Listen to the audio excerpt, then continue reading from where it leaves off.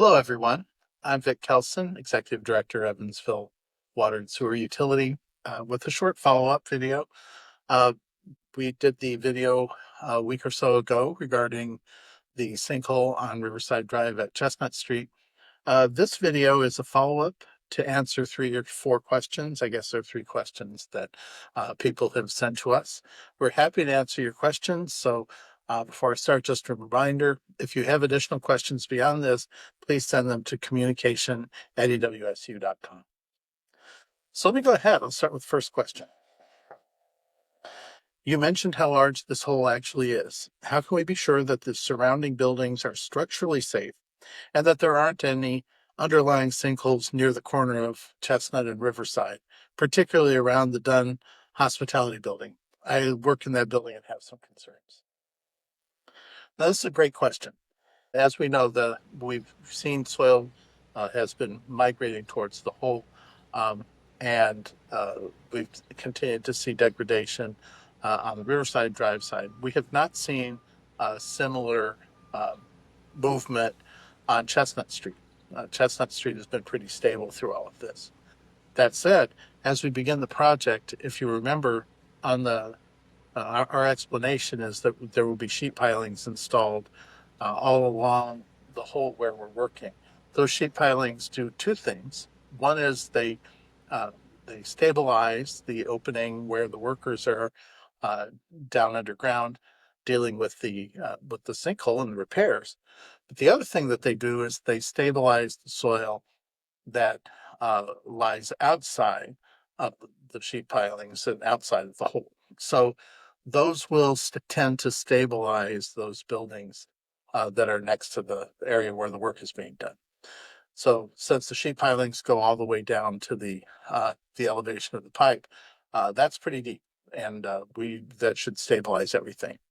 Now, in addition, we will be putting seismic monitoring in neighboring buildings in the area where we're working to monitor the amount of vibration that might result from the installation of the sheet pilings or the other work that's being done there. So we will be making sure that it's as stable as it possibly can be, and we'll be monitoring to see what happens.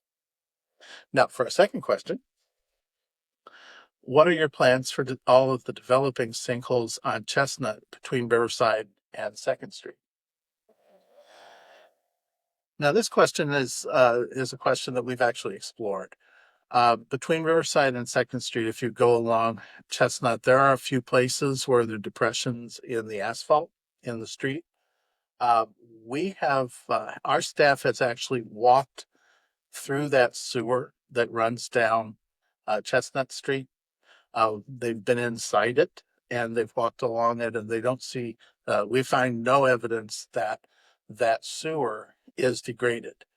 Uh, the places where when I've been down that road and I've seen some places where there are low spots in the asphalt, they're not underneath, or sorry, they don't lie on top of where the sewer pipe is. There may be something else going on there, or it just may be settling of the soil from years of being in place. Uh, Now, right now, we're focusing our attention on the Riverside Drive portion of this project.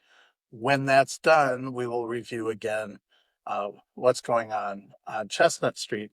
It could be related to stormwater infrastructure or sewer laterals or leaking water pipes or something. I have no idea.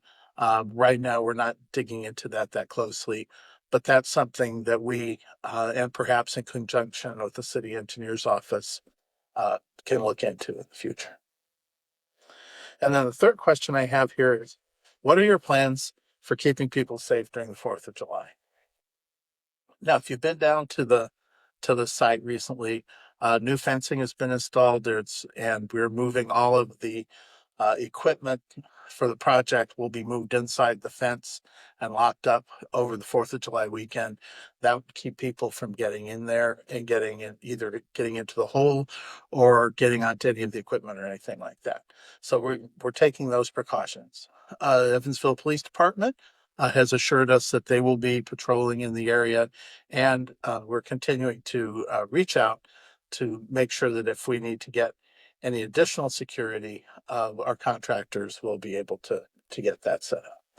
So we're very concerned about this. My best advice is please, one of the things I can do related to keeping people safe on the 4th of July is just to encourage you not to go down to the hole when you're down there on the 4th of July.